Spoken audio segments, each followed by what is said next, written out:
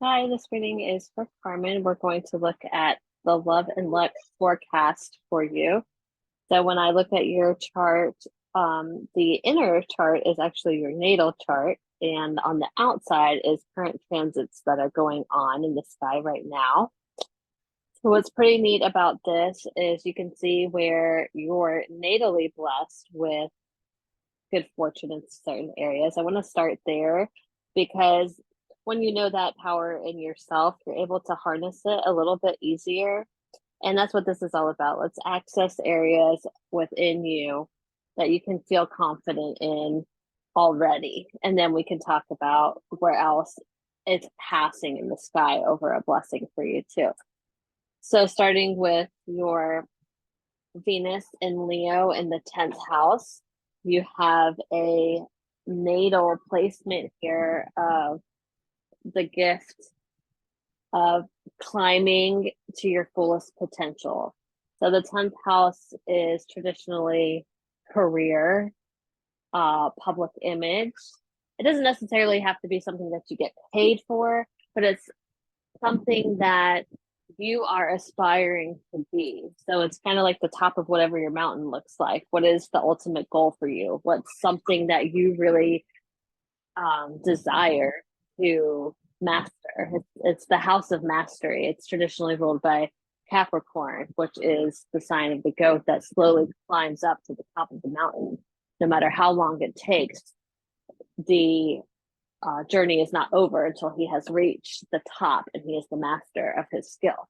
So to have Venus in that, that's pretty exciting because it lets me know right away that you have like grit, like you're able to see through hard situations to get to the final prize.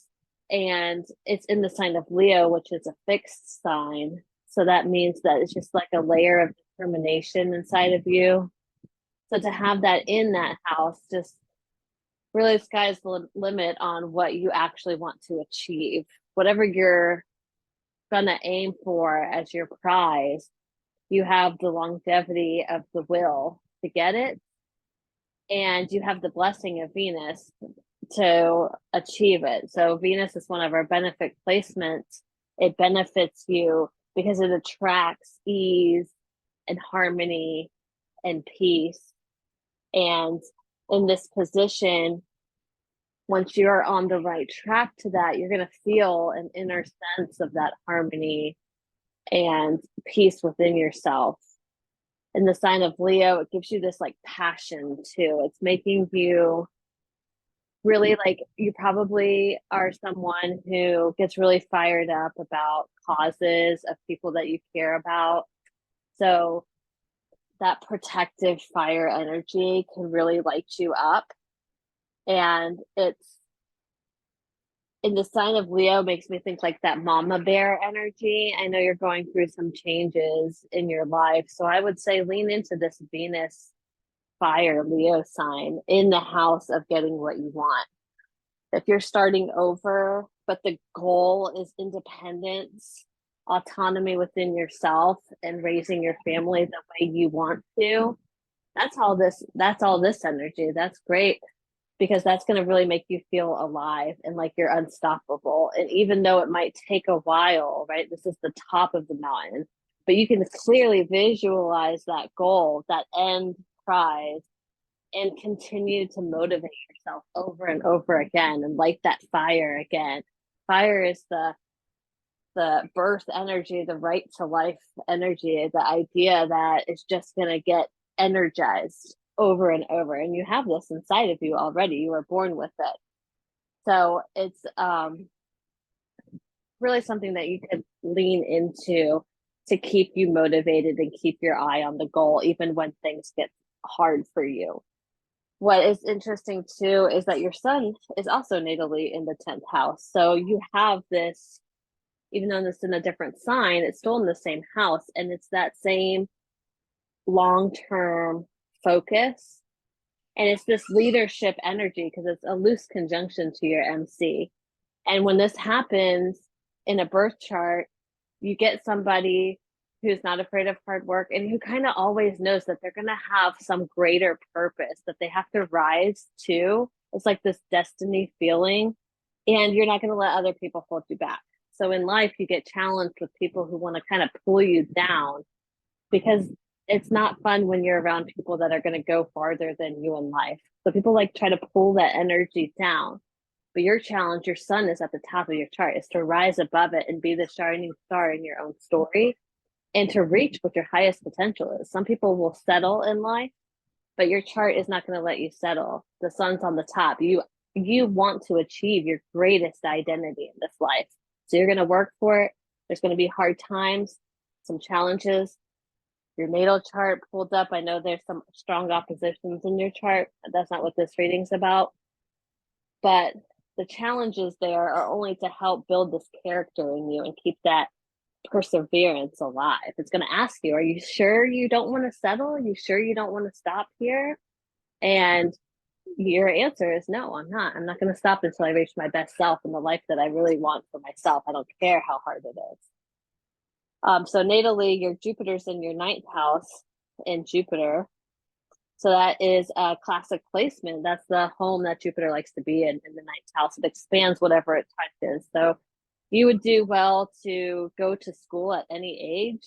If there is something that you want to learn about, in the sign of Gemini, you might be interested in many things, but in the house of the ninth house, you have the ability to really learn and start up new things at any point in your life that you want to. So sometimes when we get to the top area and the later part of the chart, these things take time to mature. So it's probably not until now or later in life that you actually are starting to figure out who you really are and what you really want anyway. It could have been a lot of scattered energy, or like that opposition I was speaking of, you had a lot of outside things kind of holding you back. But now you're kind of at the prime age to really go for what you want. And your chart really speaks to that, of conquering the fear related to whatever might have been security or hesitation. With the natal placements that you have, it really speaks to a more adult age of taking chances, being ready to start over, and going for things that interest you and inspire you. So on the outside chart, we have the transits now. So if I was going to say, where's love for you coming up, I would look to your Venus. The transiting Venus, is passing through the ninth house. And it looks like it's going to be there a while, maybe like the month, because it's already, it just got there. So it's going to be going this way and it's going to take a little while. So for the next month, I would say, if you're looking for something to give you this like peacefulness, harmonious feeling, to make you, in the sign of Gemini, make like excitability about learning new things or trying new things or moving to a new place, we would say this is all a good time to do those things. Do something different, because the ninth house is going on a traveling journey, either of the mind or location. Take a little break and like go on a little vacation to just relax and regroup. In the sign of Gemini, a relaxing vacation might not actually be super relaxing. It might be like learning a new skill or going for a workshop that you've been interested in, signing up for a class, like stuff that stimulates your mind. It can also bring love opportunities. You might meet someone in this class, or you just might fall in love with whatever you're learning about or wherever you have decided to go to. If you are starting a business, I think that's what you mentioned. You mentioned that you were starting a family, raising children, and now you're moving on. Well, I think that in the next month, when Venus comes on the top of the MC, so what's today is the end of May, so June, so July, around your birthday, you're going to have this feeling of asking yourself, what is it that you really wanted to do in this life? Like, what was your dream job or your calling?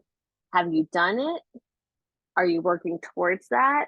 The conjunction you're going to make with your MC and then your sun is going to ask you this twice really closely together. You're going to get a pull, a gentle pull, but this like feeling that you can really do what it is you want to do. And I think it's a good time for that because whenever you're starting over with things, you know, we have those questions sometimes. So when Venus is passing over and asking that question, it's a gentle, loving question. And it's giving you that self esteem boost that, yeah, I can do it, especially since your natal Venus is Leo. Sometimes you need the gentle encouragement, but deep down, you already know that you can do it. And that's where you're going to start to feel like, well, what is it that I want to do? Am I already working on that? Am I taking the right steps or do I need to regroup? This is the time where luck is on my side to make these changes and set my direction accordingly. Jupiter moves a little bit slower. So Jupiter is going to be in Gemini all the way until 2025. So for the next year, Jupiter's knocking on the door of your ninth house and going to move through it. So when Jupiter is back and you're at what's called your Jupiter return, that happens every 12 years. So within the next year, you're going to have your Jupiter return. So there's no better time for you to just take any kind of chance. Go like across the world to a country you wanted to go to, or learn a new language that you wanted to. Do something totally outside of your comfort zone just for the sake of enjoying life and trusting the universe that it's going to guide you in the right direction. A Jupiter return, you can't go wrong. It's luck meets luck. It's the generosity God meets generosity God. It wants you to trust in divine timing and really let yourself be open to whatever opportunities are your destiny. When you take these opportunities, you're rewarded greatly for your trust in it, and it even comes back multiplied. So it's really a fun year for you. This whole year building up to your Jupiter return is going to make you feel like you're unstoppable. And that, more importantly, that something out there has got your back, that you don't have to worry that it's all on your shoulders because there's divine force helping you. And it might have already been leading up to all these changes going in your life, and you've trusted it so far, and you're going to trust it again, and it's all going to help make sense for the why. And when the Jupiter return comes, it's like a reward for passing some of these lessons. So look back on the 12 years before this, see where you were on your last Jupiter return. So go back, play the files over of 12 years ago, and see where you have come now. And when the Jupiter return comes this year, you're going to say to yourself, what do I need? Where do I want to be in the next 12 years? What opportunities am I going to take and be willing to do and be willing to trust to make the next 12 years even more generous and growth, and how wise I'm going to be? But really meditate on the wisdom that you've already attained in these last 12 years, and then rejoice and celebrate this year with the Jupiter return. Be jubilant and celebrative that you've passed all these tests already, and now you can enjoy the fruits of your labors. You're going in the right direction. You're heading towards the top of your mountain, and you're going to feel fulfilled, and that, at least for the next year, with Jupiter right there, that you can really do many things. So you're just going to be choosing what is it you want to do now. And you know that you'll have the support of the universe behind you with this Jupiter on Jupiter contact. So that's a really fun time to pick this reading because Jupiter return only happens every 12 years. So I'm going to see if I can pull up the exact date of your Jupiter return since I am here. Let me see if I can. You won't see this screen, but I'm going to fast forward your tape a little bit and see when it is.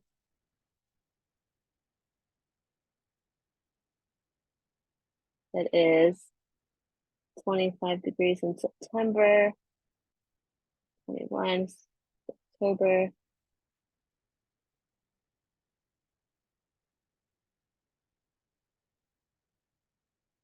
It looks like in May, actually, of next year, it'll touch. But all of this year coming and going, because Jupiter will retrograde and come back direct. It'll be direct again, May 23rd, 2025, on your Jupiter natally. So that'll be your official Jupiter return. But this whole year, it's going to be dancing around your ninth house. in and out. So anytime that you want to do some big challenges to your intellect or your philosophies, or also actually physically going to new places, it's going to be wonderful for you. But then when it really comes to you next year, you're going to just have all the blessings and opportunities and the celebration of all the hard work of the last 12 years and the wisdom that you've gained since then. So look forward to that. Write that date down, put it away somewhere, and see if what opportunities present themselves, and be willing. Go into it with a sense of willingness to accept whatever's coming your way. Okay, thanks so much. Appreciate you being part of this page. Let me know if you have questions.